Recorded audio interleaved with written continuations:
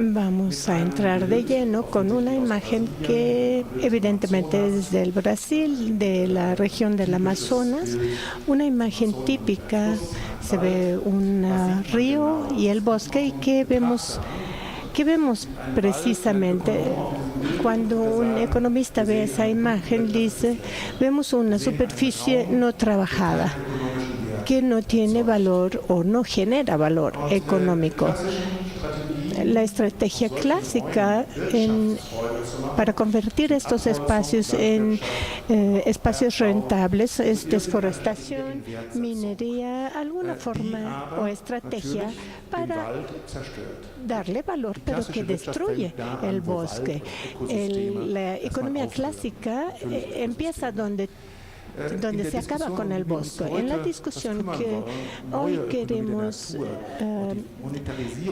hablar es la monetización de la naturaleza. Queremos ver la naturaleza con otro paradigma para ver si de estos árboles económicamente inútiles, que sin desforestarlos o cortarlos, si no podemos convertirlos en factores económicos o árboles de negocio, como dice la lámina.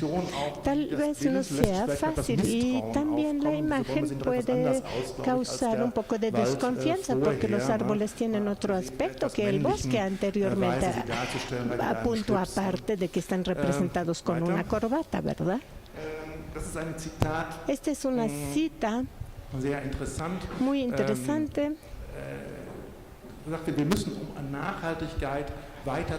Para avanzar en la sustentabilidad tenemos que tratar a la tierra como si fuese una empresa. Tenemos que realizar una contabilidad o introducirla que calcule el factor tierra como si fuese una empresa. La cita es de Maurice Strong, fue el anfitrión de la conferencia Río 92 y secretario general del Consejo Mundial de Sustentabilidad, que aborda los temas de sustentabilidad. Para que la economía pueda manejar el mundo o la naturaleza tiene que comportarse o tratársele como una empresa. Y hay ahora una nueva narrativa, un nuevo mito. Es decir, que a la naturaleza se le trata como capital natural. Ese término está extendiéndose en estos momentos. Se incluye la documentación del Banco Mundial y hablan del crecimiento verde, y esos términos se utilizan en muchos estudios, documentos internacionales, también de la ONU y de la Organización Ambiental de la ONU. La naturaleza debe ver como capital natural que cuenta con existencias y genera productos y flujos de bienes que se llaman servicios ecológicos, es decir, que la naturaleza produce servicios. Es decir, es un resumen de esta nueva forma de ver a la naturaleza. La naturaleza se describe en términos económicos y se ve como una forma paralela o una cuasi economía. La naturaleza es un proveedor de servicios como aire limpio, agua limpia, la fertilidad del suelo. Todo eso son servicios de la naturaleza. Un ejemplo que se utiliza en la literatura son las abejas, que dan el servicio de polinizar a las plantas, y esto lo hacen en forma gratuita. Pero estos servicios en principio son calculables. Se puede calcular si el servicio de polinización no se diera, cuáles son los costos que se generarían. Es decir, que un gran grupo de economistas están en proceso de calcular o valorar esos servicios de la naturaleza. Una cuestión, además, en la contabilidad nacional se integra la destrucción de la naturaleza. Utilizamos capital, destruimos la naturaleza y no calculamos esos factores. Y ese es el contexto en el cual ahora se discute la naturaleza en términos económicos.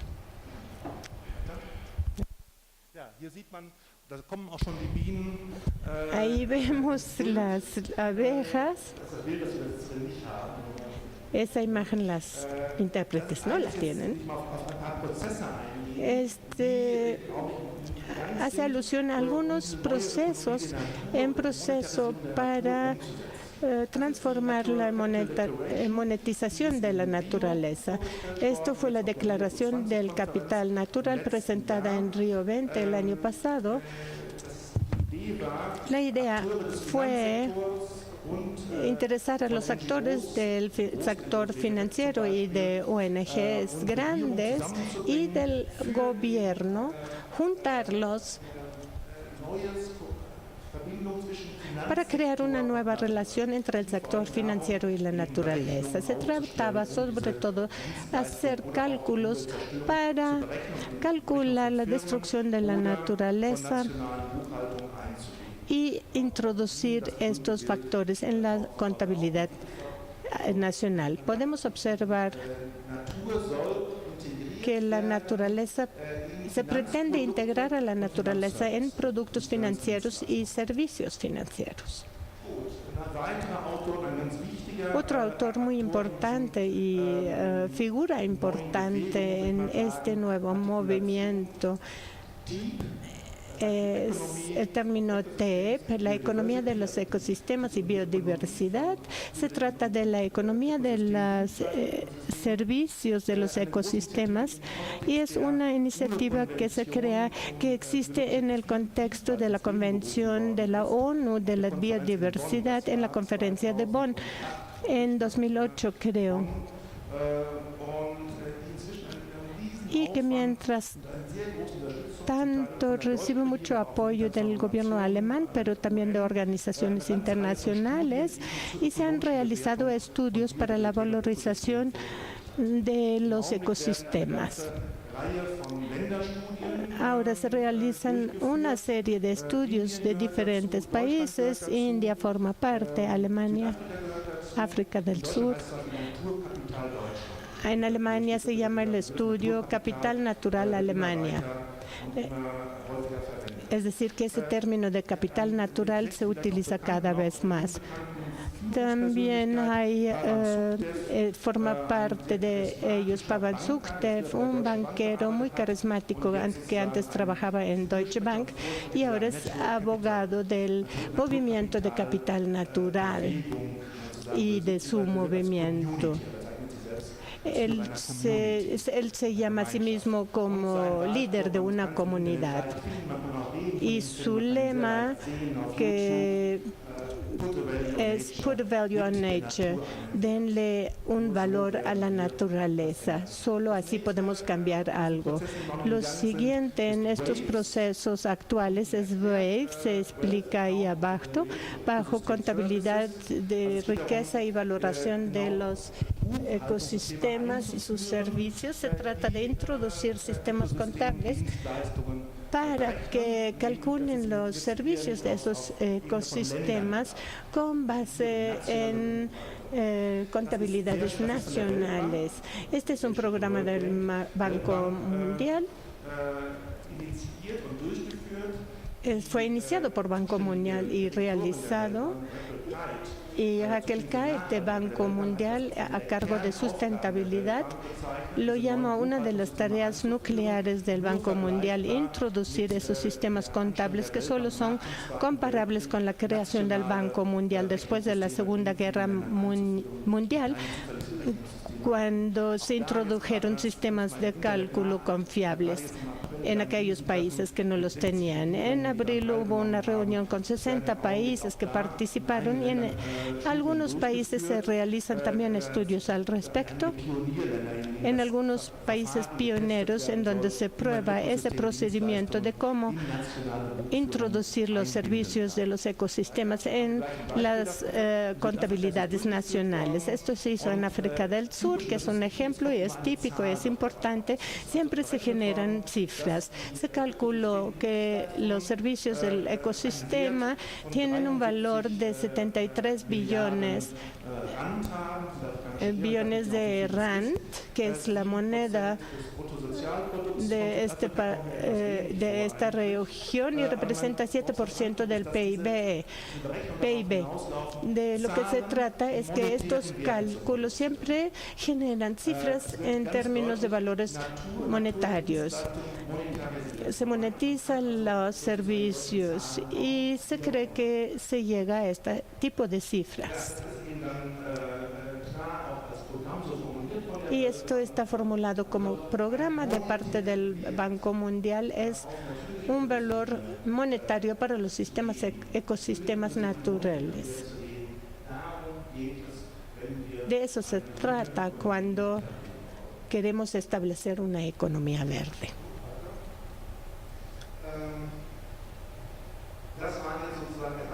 Esto, lo que acabo de comentar, son ideas teóricas, pero también hay ya transformaciones prácticas. Hay sistemas de evaluación o de pago de sistemas de ecoservicios en forma de PES.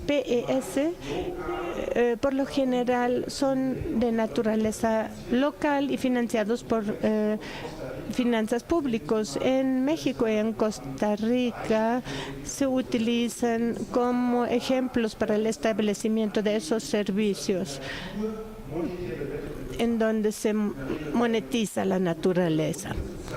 Normalmente se le compensa a los propietarios de ciertos terrenos para abstenerse de ciertas actividades que pudiesen ser dañinos para el medio ambiente o el suministro de agua. En los Estados Unidos existe hace mucho algo que se llama wetland banking. Es un sistema de intercambio para humedales. Es decir, cuando queremos construir un centro comercial y por eso se elimina un humedal, no tengo que establecer otros humedales o un parque natural en otros lados, sino puedo comprar certificados.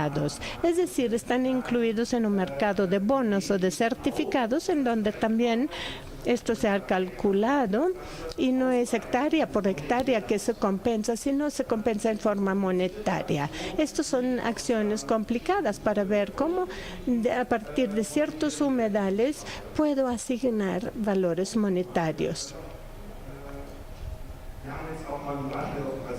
También tenemos un ejemplo del Brasil. Cota de reserva ambiental fue introducido en Brasil, en la zona del Amazonas, y ahí puedo, cuando tengo un terreno boscoso, solamente puedo desforestar 20% y el restante 80% están protegidos. Son medidas de protección en la Amazonia. Solamente el 20% puede utilizarse para agricultura, el resto debe de ser bosque.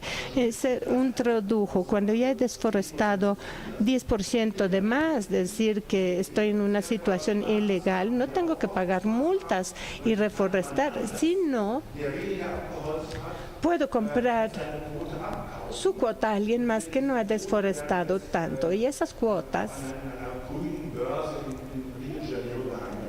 se comercializan en una bolsa verde, es decir, que convierto una cuestión ambiental en un medio comercial, en un certificado que se puede comprar y vender. El problema es que tal vez cuando hago esto con gente que tal vez nunca vaya a desforestar su zona para que otros lo pueden hacer, es una construcción muy arriesgada. Todos los mercados, y eso hay que mencionarlo cuando hablamos de monetización de la naturaleza, son mercados pequeños y locales, no son grandes sumas las que se están moviendo. Tampoco en el comercio con los humedales en Estados Unidos. la esperanza de salir de estos pequeños mercados locales es REDD, un mecanismo que compensa la reducción de la desforestación. Cuando hay desforestación se libera CO2 y si la reduzco se libera menos, es decir, que se evita la emisión de CO2. Y como el CO2 tiene un precio de mercado y existe un mercado, este es calculable y lo puedo intercambiar en un mercado. Y como vemos, ya no es solo a nivel local y pequeño, son estimados de uno de las personas en Brasil que determinaron los valores del CO2 en los bosques tropicales y se estima que tienen un valor de 500 mil millones de dólares americanos. Es interesante porque el CO2 existe como mercancía, existe una bolsa donde se comercializa y es fácilmente calculable. Cuando el CO2 es fácil de medir.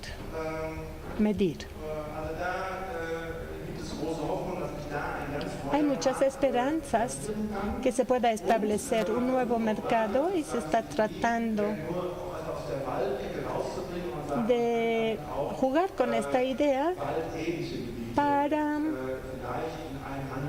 tal vez integrar zonas similares a las zonas boscosas en un sistema comercial.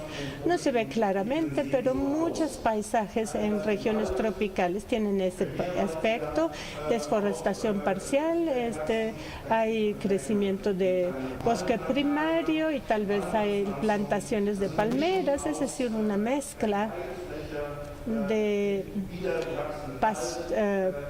pasturas y plantaciones. Estos también se pueden integrar en un sistema que evita el CO2, su emisión. Es decir, utilizar estos sistemas y calcular cuánto CO2 se evita en comparación con la desforestación total para que sirva de pastura. También vemos que con los mecanismos REDD se rebasa el tema de los bosques y se quiere integrarlos en un mercado global de CO2. Estos son mapas que se crean actualmente y se representa cuánto CO2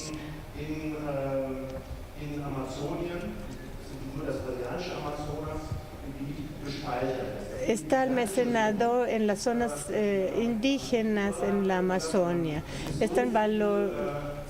Es tanto CO2 como que integran 8 veces el protocolo de Kioto en cuanto a la emisión de CO2 que se ha evitado. No puedo verificar o falsificar esas cifras, sino se trata o se sugiere que hay un gran potencial cuando este CO2 se pudiese valorizar. En los detalles se ven que hay grandes diferencias. Hay algunas regiones indígenas que tienen poca secuestración de CO2. Se sabe que pero es como en todo, en la economía siempre hay ganadores y perdedores.